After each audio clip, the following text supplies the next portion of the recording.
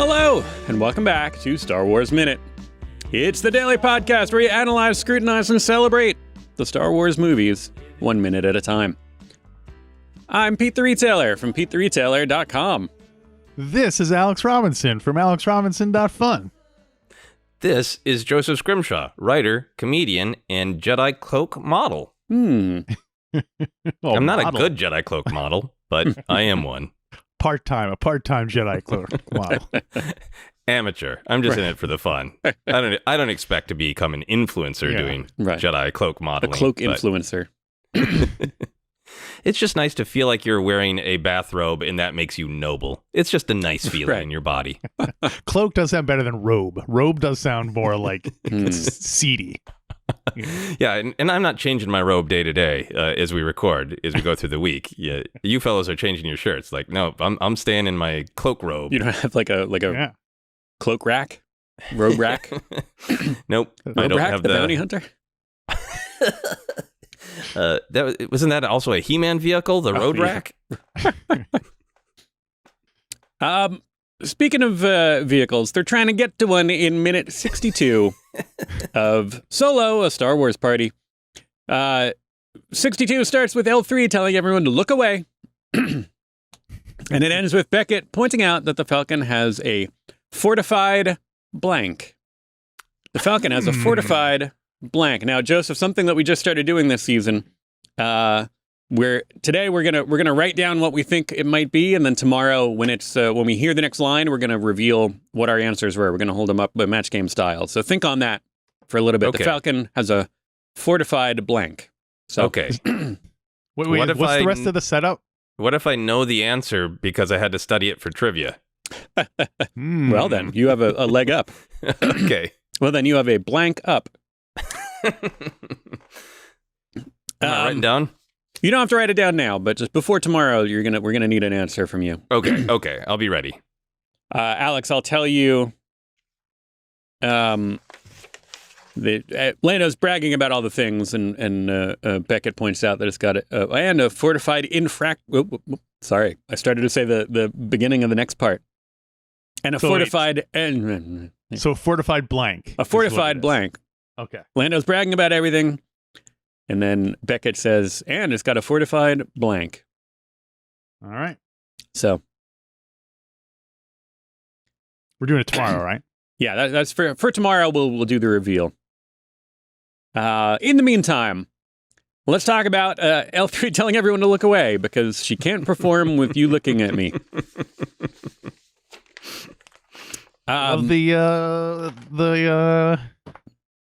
Good jokes in this one.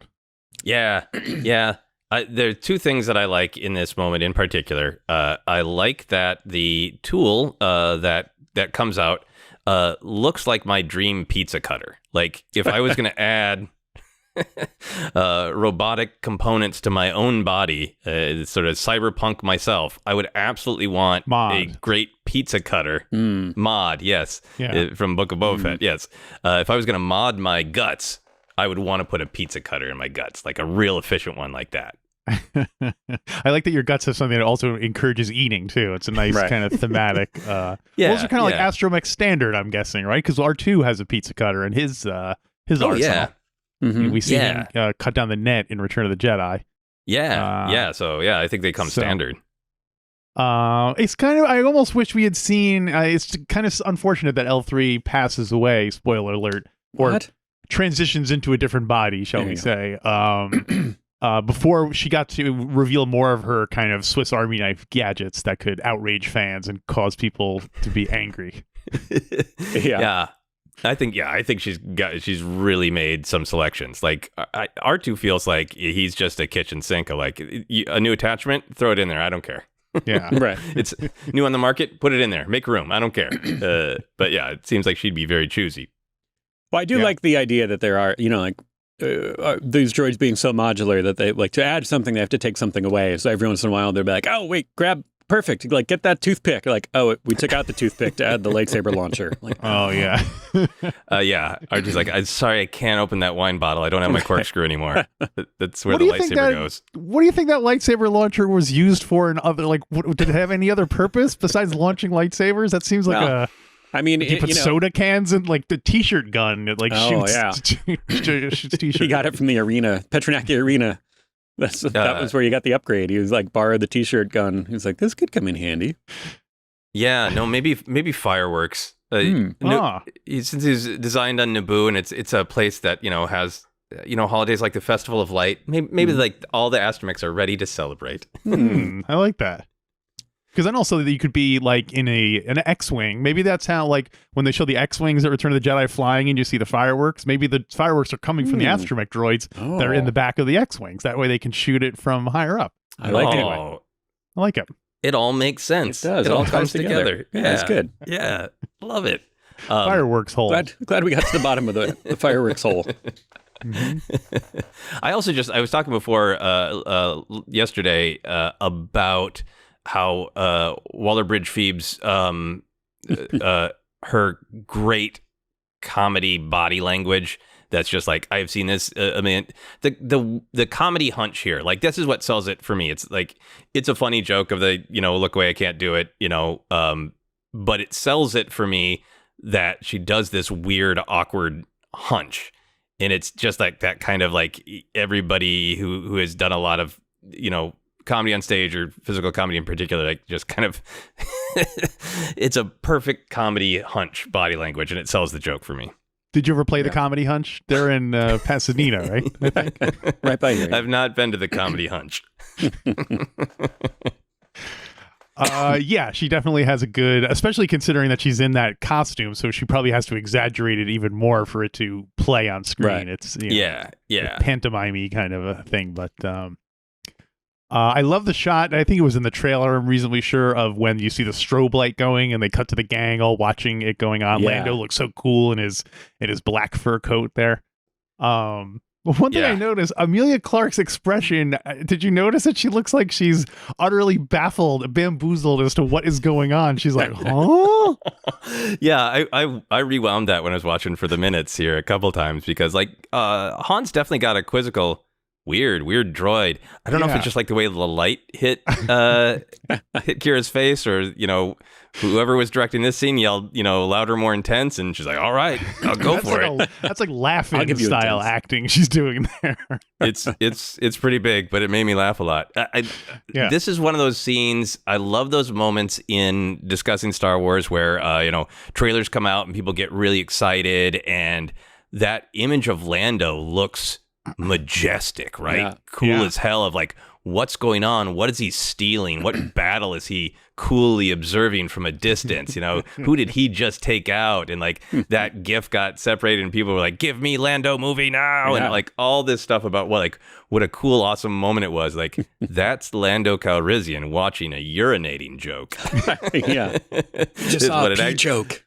It's still a totally cool, totally awesome shot, but the context was entirely different in the actual film than anyone imagined when they were freaking out about it in the trailer. Yeah, totally. I remember that being in, I think it was after the trailer came out, before the movie came out. Demi Adejuyigbe did a Childish Gambino song about Lando. He does these songs about like, this is the song that was going to be used in the movie. Like he does a lot of Will Smith, but he did a Childish Gambino song about Lando, in the style of Childish Gambino as that, and then made a little video clip for it. And it was, it included that clip a lot and the letters Lando, and it was very good. And I remember it being like, oh, not only is it cool, then it's cool because it's used in this thing and it's funny, and it's definitely like a star shot from the preview.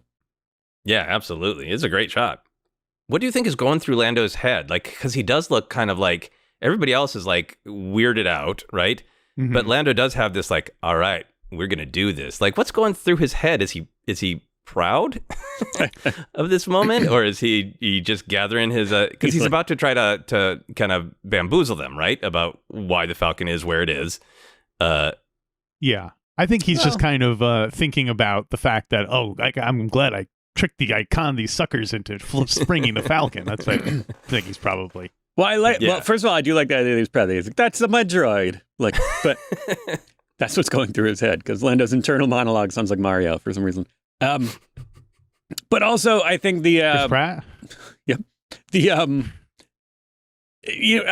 not like, it doesn't seem like he's tricking them to trick them. It's just like, well, we have to do this. And so the natural way to do it is to lie about this and get them to hear. It's not like, you know what I mean? He's not like worried about tricking them. He's just like, it's more like internal kind of means to an end, and I've like his kind of lies and kind of, one-upmanship and kind of this game playing is so smoothly done that it's just purely, okay, I'm going from here to here. You know what I mean? It's like, oh, what are the steps that I need to take? Okay, I need to tell them that, I just keep it locked up because of this. And it's not like, he's not like worried about it. It's not like, oh, this trick is going to, go off smoothly. He's just kind of like, all right, well, I need to do that in order for us to get out of here. So that naturally, that makes sense. I really like that. It's a great contrast between Han and Lando, that they're both scoundrels and they're both making things up as they go to try to get by. But Hans always shouts that everything is fine and then says quietly, usually to Chewbacca or himself, that he has no idea what he's doing. Right. And Lando, in contrast, is like always has control of the narrative of like, I'm going to spin it so I always feel like I'm in control. And that shot is really like him like, I got this. Yeah. Yeah, it's a good one. Yeah. So then we see, so they're walking through the junkyard to get to the Falcon. Walking through the junkyard. They got fun and games. The impound. I guess it's an impound lot, not a junkyard, technically. Right. I believe the lyric is, we have fun in Han Solo's card game. Yeah, there you go. And I gotta say, I'm a little not disappointed, but I feel like this is a kind of to me, this whole scene seems very low budget. Like it's like they couldn't get cool stuff for the background, so they're just like just put a lot of smoke and like it looks like something from like, I don't know, like a low budget Battlestar Galactica episode or something. And I just feel like visually it's kind of like not interesting. It's junkyard scenes in Star Wars can be a kind of, you can fill in a lot of plot holes by throwing a lot of Easter eggs into these junkyards. So I'm surprised they didn't take advantage of that and having, well, I mean, to be fair, of course, I complain every other minute about there being too many references and stuff like that. So, right. Are you requesting that you wanted to clearly see Dash Rendar's Outrider in the background, or change to a different thing? Yeah. I want to see all the mini rigs that never made it onto screen. I feel like this would have been a great opportunity to finally make them. Just walking by a lot with like, the key fob doing the alarm, and you walk by the MTV7. Anyway, not a big deal, but it's just, to me, Well, I wanted to. Well, we're gonna back up again because there's something else before this. But this, but I feel like it's intentional, not because of budgetary reasons, but because it's they don't want to distract from this moment of the first time that Han Solo and Chewbacca set foot on the Falcon. Yeah. It's like and it's another thing I don't like about it. Alex, you setting it up as like they're going on, like it's this big majestic music. Like it's like I don't know. I hate that part. Is part of your not enjoying Solo as much that you don't like the moments that feel like this is the first time that X happened? Yeah, I don't like and that's how he got the gun. Like, to me, them going on the Falcon now should have no more significance than them going on the Falcon in A New Hope. Like, there shouldn't be this, it should just be they're getting a ship to go on a thing. And, like, it's, I don't know. It seems... No, I totally get that. I think it's like if you're on board with it, with that, I think I like the way that they constructed it, so it isn't casual, I like that. I totally get your point that it is weird.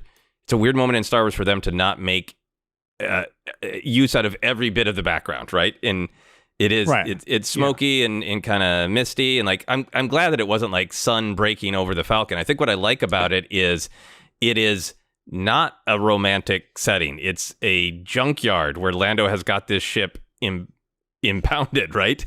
Yeah. But Han sees it in this different way, right? Like, they want to tell this story where it's the Falcon itself isn't as much of a piece of junk right now, but he sees this thing that other people would see as less than, and in a crappy place, in a crappy situation, and he sees what he's wanted, this dream vehicle that to him is like This is exactly what I've been dreaming of my entire time being stuck with the Empire. And, I like the setting of the impound lot for that much better than if it had been like on a clean, nice spaceport and a beautiful sunshine beaming down. Like, oh, yeah, I like that. That's what Han sees in his mind. And we all see like smoky, junkyard with the fortified blank. Yeah.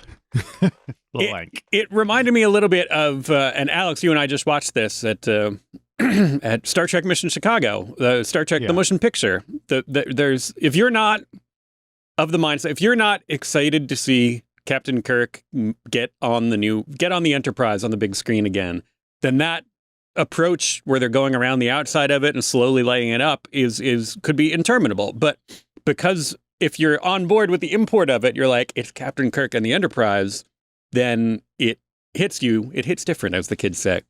And so there's a little bit of, this isn't as, drawn out. I love that. I like this. It's not as drawn out. It's not, we don't have him like, floating around the outside of the Falcon for 20 minutes. Well, but they're going for a similar kind of feeling, but they're doing it, kind of lower key. And that's why I like that the focus is just on this. You don't see a lot of stuff in the background because it's distracting from here's them getting on the Falcon, which is exactly, I think, we're saying the same thing, but you're saying it as the reason why you don't like it, and I'm saying it as the reason why I do like it. So, well, so the last thing I'll say about it, to use that comparison, is I don't think the analogy works because Kirk has an established relationship with this is the reunion of Kirk with his beloved ship. Han Solo has no connection to the ship. He didn't walk around the AT hauler and be like, wow, look at this thing. Like right. it's and yeah, but anyway. He does have a connection to the ship, though, that we're going to talk about later this week. True. Yeah. So I think that is a part of it. I know, and that only compounds the problem. So that's the last thing I'll say about me complaining about this. No, it's fine. It's fine. I look forward to disagreeing in a friendly way next week or next episode. I think there's part of me that just like I really like that Han sees what he wants in it, and there's this contrast between. But the ship looks great. It's not a piece of junk. It's fancier than it's ever going to be. You know what I mean? Yeah, you know what the energy is to me? Bill Corbett of Mystery Science Theater in Riff Tracks, lucky to be friends with him and have worked with him on several things. He's told me, and he's said this publicly, it's not privileged information, that one of his favorite riffs that he's ever done is in Titanic, when the ship is just getting started, and there's a shot of the captain kind of proudly looking out. And the riff is Bill as a captain saying, I'm gonna sink this ship.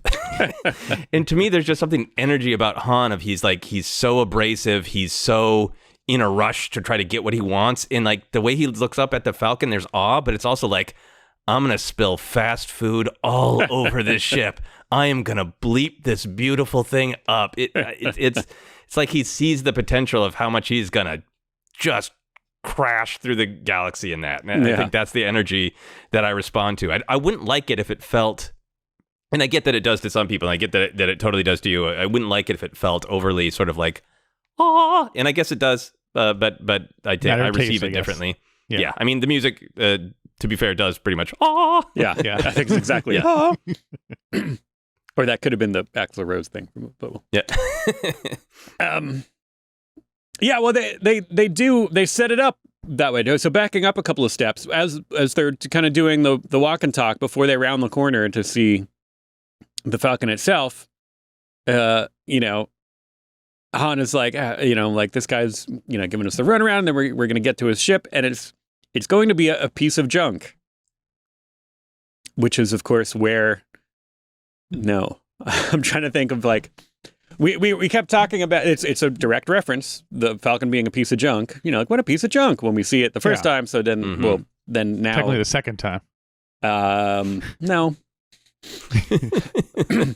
How does time work? But yeah, so that's one of the things I don't like about it because this is anyway. Go ahead. Well, no, I was trying to turn it into one of our things where that's where Han gets the idea. But Luke isn't there, so like Luke wouldn't call it that. Yeah, I mean, I think that for me that's the thing is like there's something about this ship that it because of his relationship with it that we'll talk about, liking or not liking previously, he's already got a connection to this idea since he was a kid of what these kind of ships are. They're freedom, right? They're a way to get off planet that other people, we build them where I'm from, and then other people take them and go places. Yeah. And for him, it's like this, I think he always sees this ideal of what it is, and he sees that all the time. He sees it when it looks great in Lando's hands, and he sees it when it looks junky, and everybody else in the galaxy is like, this looks junky. And he's like, yeah, but you're not, Han's not, I think, like, he's not a poet. He's not a guy who's good with his words. So I think he's just kind of doing that, like, but don't you see? It's it's great. Can't you? Come on. May not look like much, but she's got it where it counts. There you go. There you go. There, that's his poems. Yeah. That's his poetry. Well, plus Lando made some special modifications himself. That's the next thing I wanted to talk about. Yeah. I think, I mean, maybe I'm wrong. It makes sense that Lando would have kind of done things similarly, but Lando's kind of probably more the guy to get somebody to do some of the work. Like, I don't know how hands in the guts of the ship. Well, eventually down the road, I'm sure he will, but I'm not sure how hands-on with modifications and upgrades and stuff Lando you don't think he's not a grease monkey the way Han Solo is. Right. I think he's more, win a bunch of credits at the table and then pay his guy to upgrade the ship, that kind of a thing. Whereas, so when you hear about the special modifications, you always picture Han hands-on doing most of them, but now we hear that one of the, I'll use this word loosely, famous modifications made, the alluvial dampers, which we heard about in Empire when Han is trying to fix it, and he's like, no, check the alluvial dampers. That's something that Lando put in, and so it's an interesting, historically, the line between what how much of the ship is Han's, how much of it is Lando's, is an interesting thing that we go back to see that one of those main modifications that we heard about is actually a Lando in innovation. Yeah, I love that you're pointing it out, because I hadn't really thought about it the way he says made the modifications. I feel he says that the same way you'd like go to somebody's nice suburban house and they'd say like, I put in an island in the kitchen. Like, the hell you did. You paid someone to say, how should I make my kitchen nicer? Yeah. They told you to put in an island, and then they put it, and then he hired skilled workers to put in an island. Right. And you are taking all the credit. I feel like Lando's like, this is a good ship, but it's got to look nice. I think the only things that Lando personally came up with is the awesome blue stripe, right, and the wet bar. And I think anything that was mechanical was somebody else going like, you should put this in. It's like, good idea.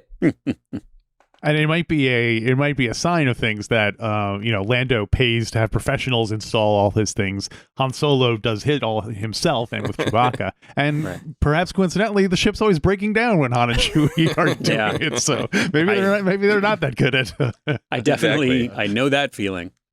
Yeah, I think it's also like, it explains the, physical difference with the escape pod, but I also like that in their characters, like Lando would have an escape pod, like, I don't want to get into trouble, and Han will be like, nah, I'll find a way out. Right. I will save my opinions on the physical appearance of the Falcon later when we get more into the. I'm pro Falcon in this movie, so don't anyone think I'm going to be negative about it. I love what they've done. In fact, the thing I love about it is it makes me like, why does the Falcon? I wish they had done something similar with the Disney movies, like had the Kane brothers or whoever their owners were do other modifications. You're talking about Duquesne, or you're talking about the Irving boys? The Rosado boys, yeah, that's it. Rosado boys. Mario boys. And Luigi, what they did to the Falcon when they stole it. Yeah. They just kept stomping on it and banging it from the bottom with their heads. So I wish I wish the Falcon had looked different in The Force Awakens, but they wanted to tap in on the nostalgia, so they wanted to look as much like the classic. Tiny little, the ongoing radar dish issues, which is clearly a design flaw of the Falcon. If you owned the Falcon, what were some of the modifications you would? It sounds like we all like the wet bar concept. Sure. So, yes. Like pool table? Can you do a pool table on a spaceship? You need like grav balls, right? That are like that lock to the table and don't go flying around. Grav balls. These guys are all in the back playing grav balls. Grav ball. You probably do a pinball machine. A pinball machine would work. That might be nice. Or, oh yeah. I think for like the double irony, I would put in the cockpit version of the Star Wars arcade game that you could play in the Falcon while you're flying around in the Millennium Falcon.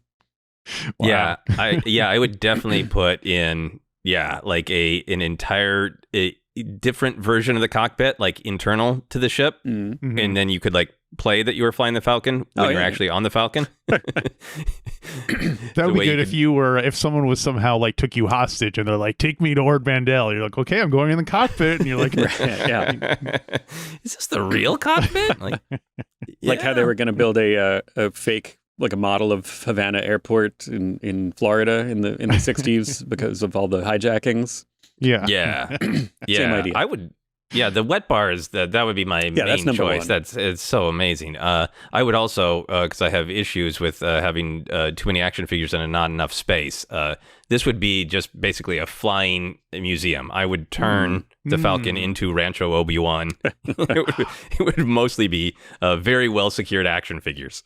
I feel like you would need to. They would need to be somehow mounted. Because otherwise they would just like every jostle. You just finished setting them all up, and then like boom, like oh, it's like a Mr. Show sketch with the thimbles or whatever it was from all over the world. Yeah, no, they would go absolutely flying. The lightsabers end up in the wrong places. Very unfortunate. Yeah, limbs falling off.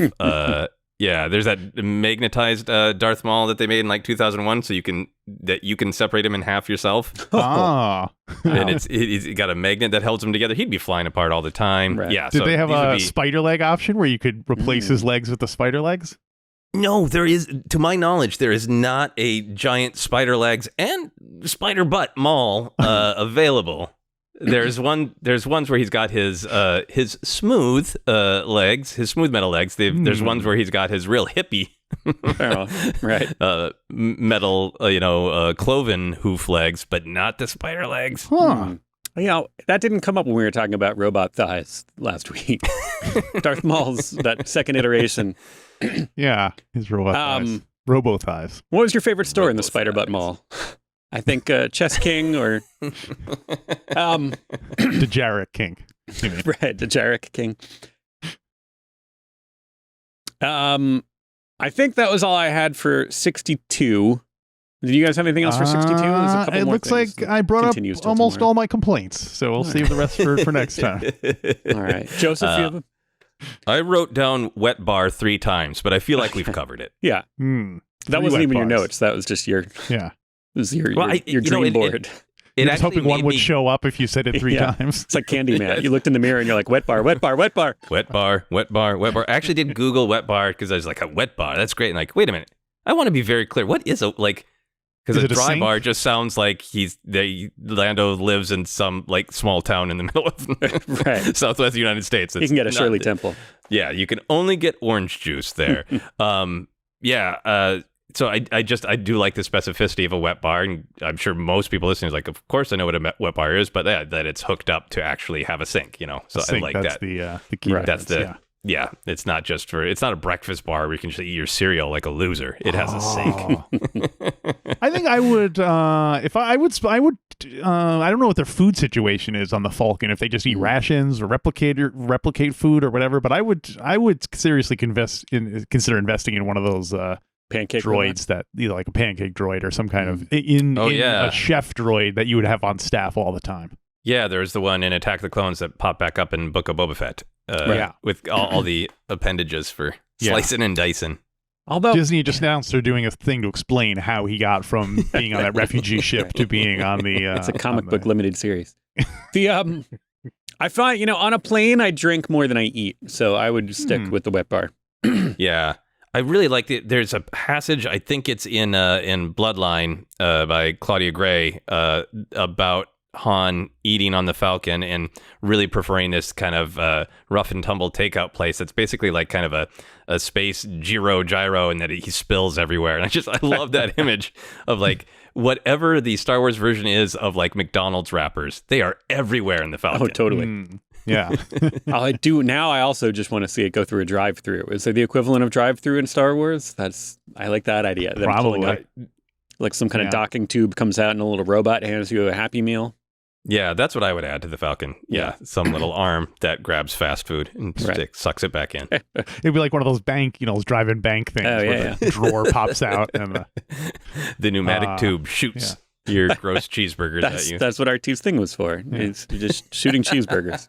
And it took him, don't forget, it took him 200 hours to get to Alderaan. So it's not like they're on the ship for a long time. So I still think a food would be essential. I don't know. That's all I got for 62. I'd say we'll test it out. Mm-hmm. You eat cheeseburgers, Joseph and I'll drink, and we'll see who gets there first. Fair enough. Who will age more? Sorry, plain hamburgers, not cheeseburgers. I forgot who I was talking to. I was gonna say that would be a good you would have to use that video game to prove you were sober enough to drive. Like that's like the you play the Millennium Falcon video games to prove you were good enough to actually drive the ship. So I would never be allowed to fly again. I get so impatient with driving and flying video games. Like, what? I got shields. I'll bounce off that. That's the good news. I'm terrible at it anyway. So me being more drunk won't really affect my score too badly. So if they compare it to my baseline sober score, they're like, oh, actually, he's throwing up, but it seems like he's pretty sober. Yeah, maybe that's the line that got cut. Installed a wet bar, galactic standard breathalyzer, everything. On that note, let's hit the breakfast bar, and we'll be back tomorrow for a brand new episode of Star Wars Minute. Star Wars Minute.